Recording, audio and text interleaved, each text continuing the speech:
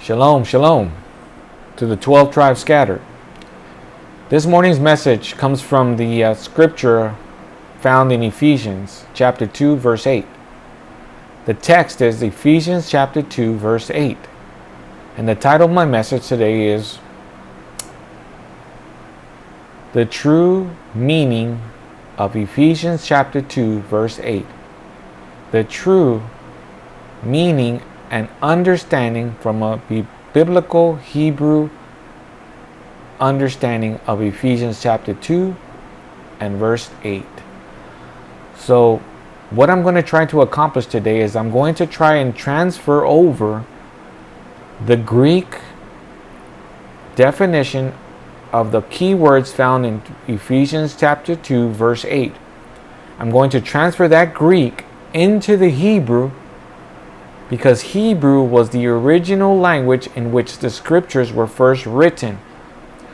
So it's safe to assume that we must go back to the beginning in order to first understand how that word was used. And if we can do that, if we can first establish the biblical definition of that word, then we can fully grasp and understand what the writer of the book of Ephesians was trying to convey to his readers, because that's important. We want to know, what did the Most High want us to know in Ephesians chapter 2 and verse 8? What did the Most High Yah want us to know? Because Ephesians chapter 2 and verse 8 is one of the most important verses that the new covenant believers adhere to, especially in Christianity, where so many doctrines have come from this one verse alone. So I think it's important to understand what is the true meaning of Ephesians 2 and verse 8. I think it's only fair. So, as I said, we're going to do a little bit of detective work, and we're going to try and move fast through here, right? You can always go back and pause the video or do your own research, which I highly recommend. So there you go. I printed out Ephesians chapter 2 verse 8. And what I did was, everything highlighted in yellow obviously is the word. Next to it in blue, it's its Greek numeric value, which gives us a Greek definition of the word grace. And above it, written in pink, is the Hebrew, hence the letter H, Hebrew numeric value, which gives us a Hebraic understanding or definition of the word grace. I think that's pretty self-explanatory. All right. And another thing I'm going to be using today is my phone. And if you can see, I'm using a phone. And I've spoken this in another video again, of that I use this app right here. If you can see that, this app right here is called eSword. Fantastic resource. Fantastic. And this resource here is used by pastors all over the world. eSword is I did not, just make this up. This eSword app is readily available. Anyone can get it. You should simply download it. And I think it's about $1 or $2 to download, and it's well worth every single penny and then some. So we're going to be using that, okay? Just for the sake of disclosure. So let's read the scripture. So Ephesians chapter 2 verse 8 says, "For by grace are ye saved through faith, and that not of yourselves, it is the gift of Yah." For by grace are you saved through faith, and that not of yourselves, it is the gift of Yah. And I'm not going to use pagan names. This is the Father's name right there. All right. So let's tackle each word one by one.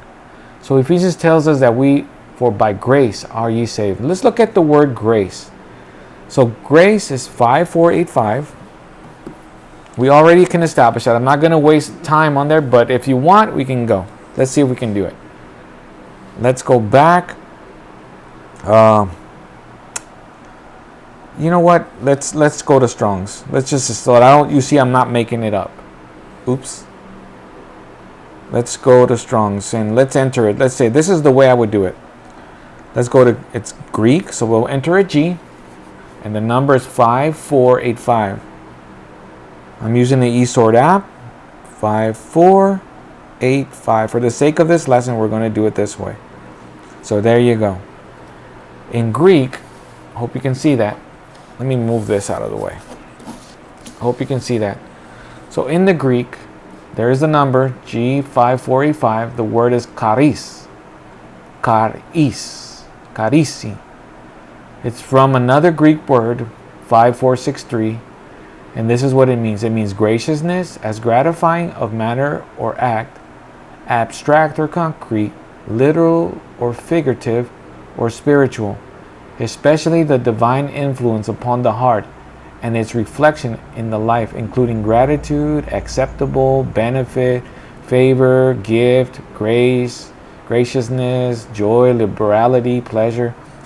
It's 156 times used in the Bible, grace. Now, one thing you need to check, all of this makes absolutely no sense to me. It's all what they call abstract. All of this are just abstract terms, meaning you can't concretely see it, do it, or experience it. These are all abstract terms, all right? So there you go. It's the Greek G5 or G, what is it here? Let's see, G, I'm not making it up. It's right here. Grace is G5485, G5485. Now let's go to the Hebrew. The Hebrew is 2580. Do you see the pink above it? So let's cancel this out. Let's go to H2580. So this is the Hebrew word for it. If you can see there, it's the word chen or kan or Cain. It's from the root comes from H2603. It means graciousness, that is subjectively kindness, favor, or objectively beauty. Favor, grace, pleasant, precious, well favored. Again, nothing really concrete.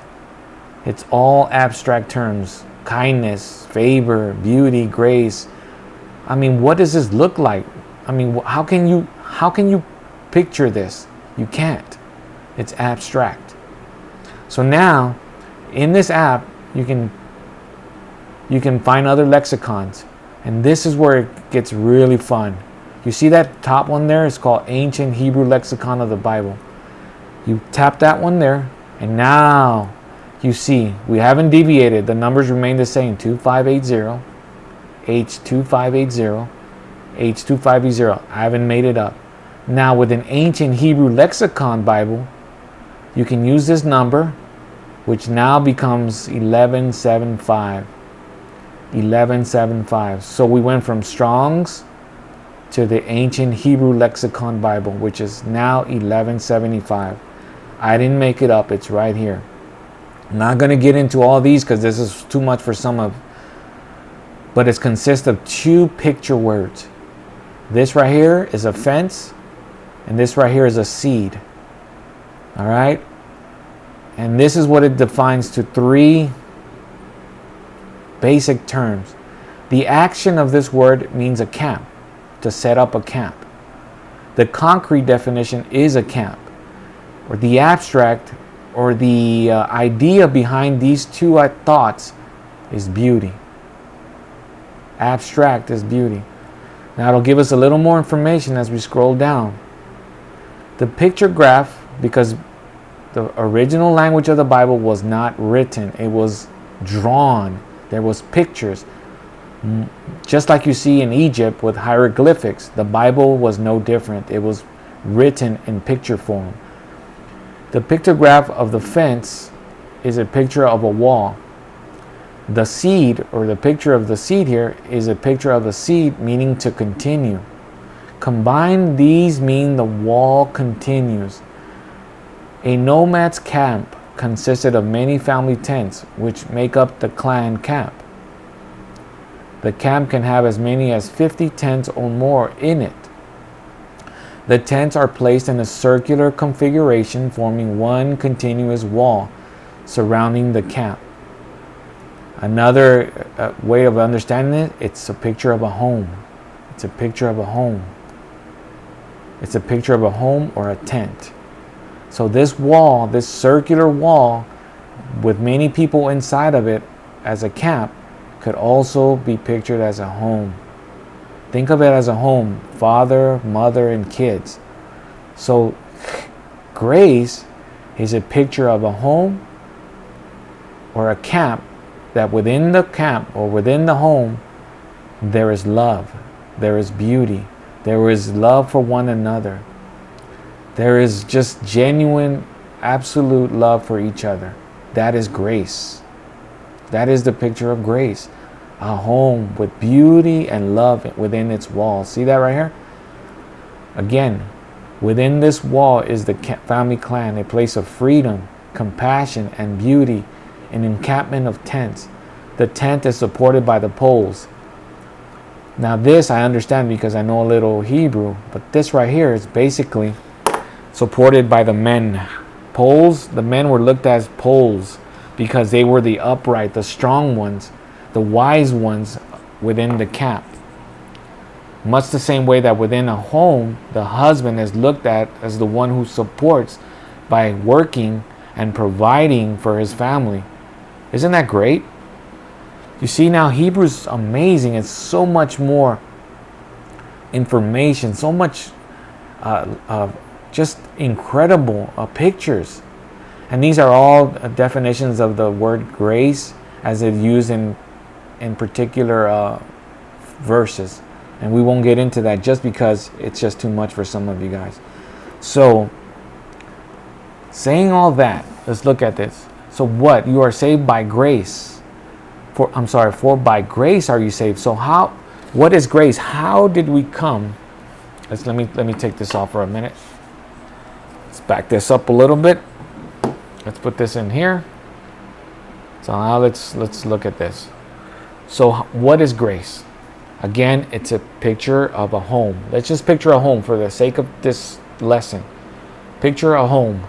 And within the home, when a husband and wife and the family are following the instructions of the home, there is beauty. There is compassion. There is genuine love one for another. So, when the Bible says that you are saved by grace, you were brought in to the dwelling place, the Father's house. You were saved because He invited you. He brought you into His house. And when you were invited into His house, within the walls of His dwelling, the Father showed you love. He showed you compassion. He showed you mercy. He showed you beauty. He showed you health. He showed you everything and everything about the Father. So, what does this look like for us? Well, this is the way I look at it, because the Bible is it's all about covenant. It's all about covenant. What is a covenant? I can put it easy to you. It's a contract. Okay, I'm just going to use a contract just for the sake of this teaching. So let's look at how I define grace based on what I've just said. Picture grace as this: when a man carries his wife across the threshold of their home. While in their home, both the husband and the wife show kindness and beauty to each other. Let that sink in for a minute. Take that and let it sink in. That's grace. So did not the Father carry you across the threshold of His home, and while you were in His home, the Father showed you, His bride, kindness and beauty to you, and in turn you showed kindness and beauty to the Father. That's grace. That is grace. Why am I saying this? Because in Christianity, there is this thought that grace is somehow a free pass, a get out of jail card when you sin. That somehow this grace is what allows you to have forgiveness of sins. And that's not true. Grace is the thought of the Father bringing you into his home. And while in this home, there is love for one another by showing kindness and beauty, compassion and mercy to each other. In this case, the Father to you and to me. And in turn, we show back gratitude by showing the same expressions of love for the Father. Has absolutely nothing to do with sin. Nothing. With a free pass to sin. Absolutely nothing. All right? So let's go back to our study. And you can always pause and go back. I don't want to repeat myself. So let's look at the word saved. The word saved, and let's move a little quicker now. The word save is the Greek 4982, which is the Hebrew word or the Hebrew number 3467. So let's go back to my app. Let's go to my lexicon, which is down here. And let's, can you see that? Yeah, you can see that. Let's back this up a little bit. The number again is 3467. 3467. Boom. So there you go. Let me take this out of the way for a second. So look at that for a moment. There you go. There's the Hebrew Strong's number H4367. I didn't make it up. It's right here.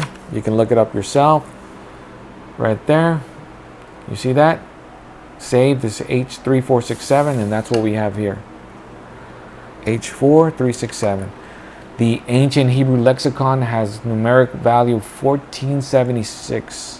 1476. And look what save really means. The action is to watch over something. The concrete is a shepherd. The abstract is delight, meaning this is what it looks like to us. The shepherd watches over his sheep, and he takes delight in doing so. Let's continue on. The picture graph is two front teeth. Again, it's a picture of the teeth used for devouring or destruction. The picture here is a picture of an eye. It is a picture of the eye. Combined, these mean destroyer watches. The shepherd carefully watches over the flock and the surrounding area, always on the lookout for danger when a predator comes to attack the shepherd. To attack. The shepherd then destroys the enemy. You see that? Again, there you go. Watch, delight. The shepherd watches over and cares and delights in his sheep. And now we'll stop at that. Again, I don't want to make it too deep. This is a very simple lesson. So what did we take away? The word save. The word save doesn't have anything to do with necessarily saving you one time and one time alone. The shepherd takes delight in watching over us, that when we get ourselves into any kind of danger, he saves us from the from the wolves, which are in this case agents of Hasatan, or false teachers, or false doctrines. He saves us, meaning he rescues us from danger. It doesn't mean you'd say a prayer and you're saved. It doesn't mean you receive Jesus Christ into your heart and you're saved and you have to do nothing else ever again. For the Hebrew, that's not what this means. The word saved for the Hebrews would have been to be shepherded, meaning you would be shepherded by, in this case, Yahusha or Jesus, your whole lifetime while on earth. He watches over you. He shepherds you where to go. He shepherds you where to not go. And when you fall into danger, he rescues you. A shepherd's primary task is not just to save you, but to feed you, to guard you, to guide you, to direct you, and to protect you. This has nothing to do with a one-time saved, always saved doctrine at all. As you can clearly see, has absolutely nothing to do with that. So, let's go back to my note here. So you are saved by grace by coming into this camp, by coming into the home with the Creator, with Father, and are shepherded, and watched over, protected, guided, and leaded by a shepherd. And we know who the shepherd is. It's Messiah. It's the one you call Jesus. It has nothing to do, as I said earlier, about saying a prayer and being saved once and for all, and you have absolutely nothing to do. You must follow the shepherd. The shepherd is leading you where to go. He's leading you to pastures. He's leading you to fountains of living water. It's not a one-time, once saved, always saved concept or idea. All right? So let's move quickly now.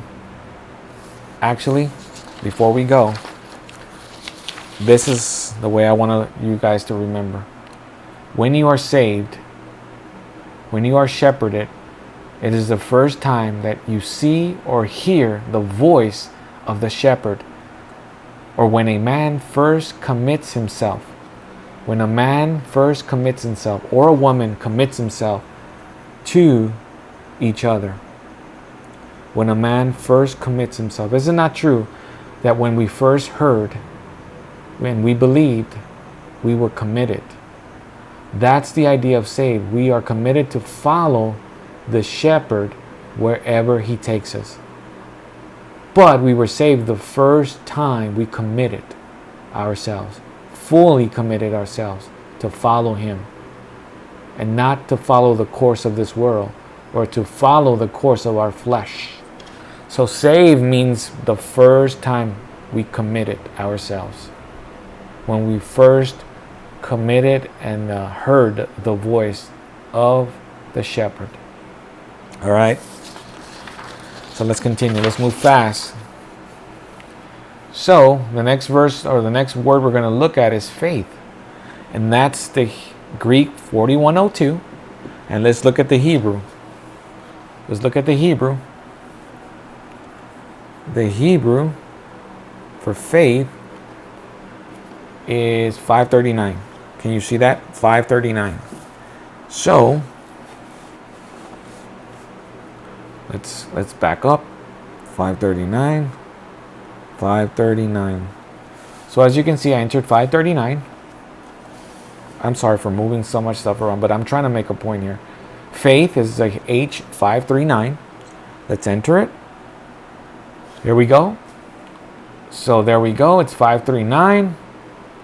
And what does it mean? There's the numeric value for the ancient Hebrew, which is 1290. Here's the Hebraic or Strong's number. And it's a picture of water and life. And what does it mean? The action is to be firm. The concrete is to be of the same kind. This is what it means. Kind means to be of the same kind. To be firm and to be of the same kind, and to be trustworthy or sure, faithful. All right? That's the abstract. I showed you this, guys, earlier. The pictograph of water is a picture of water or other liquids such as blood. The seed is a picture of a seed, obviously representing continuance. Combined, these mean blood continues. Each species or kind continues by passing its blood to the flowing generation or the following generation, which comes from the parent. Also, the idea of strength through the blood. Again, it's the concrete or engine is man, name, a reversal of the letters, animal. And I'm not going to get into that because it's a little bit too much for some of you guys. But this is what I want you to know. Here's the word mem and nun, water and life. It's concrete as portion. Abstract is what? What comes from something else as one kind comes from the same. What? And this is so deep, and I'm not going to get into it, but I just want to give you guys an example. We can go so much deep. This word faith is a powerful Hebrew word, but I'm not going to get into it for the sake of keeping this simple. All right? So what does this all really mean? What does this all mean? Let's just get back to the concrete definition. So faith means to be firm.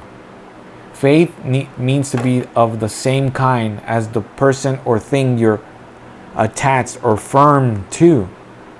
And because of that, you're going to be sure or faithful to whatever you are attached to. I hope that makes sense. Again, faith means to be firm, to be attached, securely attached. And because of that, you are going to be of the same kind. Because if you're attached to something, sooner or later you become one with that person or that thing. And because the person you or the thing you're attached to is firm in itself, or faithful or trustworthy, you're going to be faithful and trustworthy yourself. That's how simple as I can get it to for you guys to understand. So, you are saved by coming into the home of Yah. You are shepherded. How are you shepherded? Through faith, by being secured and fastened and becoming obedient to the shepherd. I hope you guys can see that. Faith means to be secured, to support, to be firmly attached, and in this case, to the shepherd, because we established that saved means to be shepherded, and by affirming or being secured to the rules within the house of grace. Faith in its most simplest Faith in the most simplest form is being yoked. Being yoked to the Father. You are saved by being yoked. If you know anything, you've heard pastors probably say this, that you are yoked. Like Matthew 11, 28 and 29 says that you take upon the yoke of Jesus or Yahusha.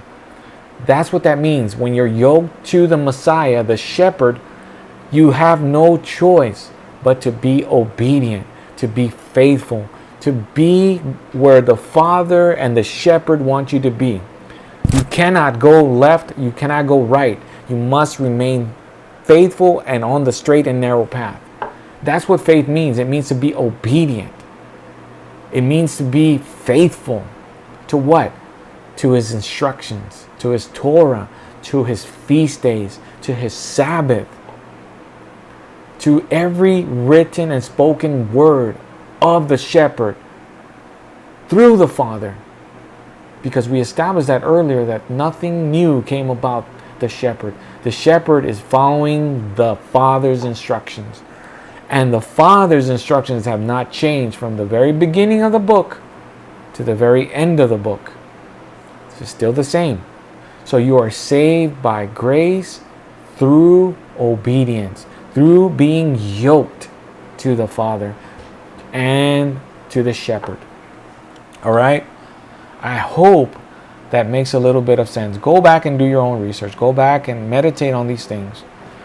So, for by grace, by coming into the dwelling place of Yah, are ye shepherded while in the house, through being yoked while in the house by the shepherd, and that is not of yourselves. Meaning, because you're yoked to the Father and the shepherd, because you're yoked, it is nothing you have done. You have no choice, but if you're committed to the shepherd, you have no other choice but to follow wherever he goes. You didn't do it yourself. You had nothing to do with it. All you did was submit it and have faith and allowed yourself to become one with that individual, in this case the shepherd, and allowing him to take you and teach you everything he wants you to know and understand. That's what this means. It has absolutely nothing to do with salvation as far as the Christian church is concerned. This has absolutely nothing. It talks about a journey, a lifelong journey of being yoked to, being in the Father's dwelling, right? And being shepherded your whole time on earth. It's not a one-time shot, guys. Not at all, by any stretch of the imagination. All right? And this is not of yourselves. Why? Because the Father has done it all. The only thing you do was allow yourself to be yoked. How? By being committed. By being committed. And to not take the yoke off of your shoulders. Because, go to Matthew 11, 28 and 29. Messiah said that the yoke of the Father, which was given to the Son, is not hard or burdensome, but it's life-giving. All right, Matthew 11, 28 and 29. Go back and look at that. Now the last word we're going to see is not of yourselves. It is the gift of Yah. It is the gift of Yah. And that is before I go any further, it's G1435. Now there isn't, in this particular book here, there isn't one for gift. The Greek, there isn't one for it. So here's where a little bit of a study comes into play. Now I know the concept and the idea behind this passage because I've studied this. So I know more or less what gift means in the context of this chapter and this verse. When it says it is the gift of God, that is the Hebrew word or the concept or the idea. It is the love of God. It is the love of Yah. All of this is possible only because of the love of Yah. The love of Yah. That's what that means. None of this would be possible without the love of Yah for you and for me. But before I move any further, before I give you my explanation of the word gift, let's go back to my notes. Because I've been breaking down each and every single Greek word and what it means for me. Now this could mean different for you. So, faith for me is when a man fully commits himself to his wife no matter what. But this is the key throughout their lifetime together. So, faith is when a man fully commits himself to Yah no matter what. No matter what throughout their lifetime together here on earth. That's what faith means to me. I hope that sinks in. I hope that makes sense to you. So now let's go back to the word gift. I know it means love because I've studied this and I've done my research. So let's look at H157. Let's look at H517. All right. Let's look at H517. All right. So let's go. H157. I'll prove it to you. Here we go. There's the Strong's number. Again, Strong's number. Here's the ancient lexicon number, 1094. Now watch this. Look at what gift means. There you go. The action is giving. Did not the Father give us the Son as the shepherd? Did not the Father give us the Son as the covenant? Did not the Father show love by giving His Son for us? So there you go. Gift. The action is giving. The concrete is gift. Look at that. The Father gave us a gift. He gave us the Son as a gift. Why? Because it is His great love for His people. It is a great love for you and for me. The pictograph represents one who is looking at a great sight with his hands raised as when saying, "Behold."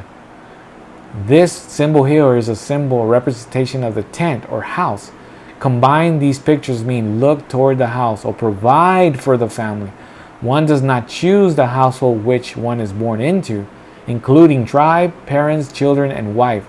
As marriages were often arranged by the Father, it was or is a gift from God or Yah. These gifts are seen as privilege and are to be cherished and protected. What does this all mean? So in other words, the Father, it is the gift. And what was the gift? What was the love? This was all made possible by the death, burial, and resurrection. This is it. This is the great love of God. Messiah. Through Messiah. That's the gospel. That's the gospel. That is the new covenant.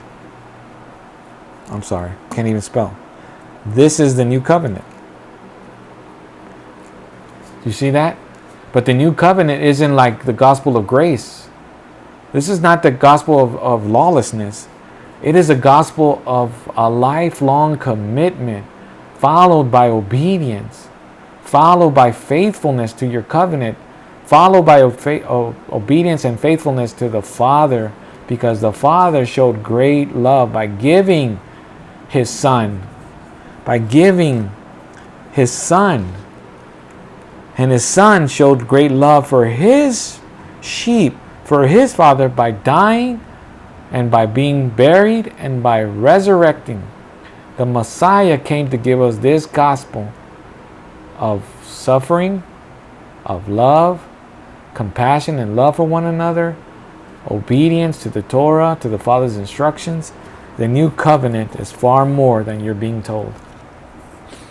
It is a commitment. It is a covenant, a lifelong covenant throughout your lifetime here on earth. All right? So now, let's go back to my notes. So what is gift? What does gift mean to me? It can mean something to you, but within the context of this teaching, gift means that nothing can separate a man from his wife. The gift that God gave us, nothing can separate us from His love for us or our love for Him. Why? Because God loves you so much that He gave His only begotten Son, that whosoever believeth in Him shall not perish, but have the life to come. Nothing can separate a man from his wife. Nothing can separate a man from his Creator, because once God has gifted us His Son, if we are faithful to this covenant by leading a life of obedience in love or from love our whole time in this world, nothing will be able to separate us from the great love that Yah has for His people. Hallelujah. Now I hope that made sense to you. I'm going to leave you a last picture of that. Look at it. I didn't do anything different. Take note of it. This is the way you do a Bible study from a Hebraic understanding. You see that this has nothing to do with what you're being taught in church. Absolutely nothing. And I can go far deeper, but I won't, because it's not necessary. I think this is far exceeding what you already heard in church. Again, I showed you I have an app on my phone. It's the eSword app down here. You can find it yourself. If you have any problems getting it or navigating through it, leave the comments in the section of this video and I'll help you as much as I can. Again, you can do your own. God speaks to you in a way He doesn't speak to me, but the concrete idea behind every single one of these words will remain the same. I hope you enjoyed that lesson. May the Most High bless you. Thank you so much. Shalom.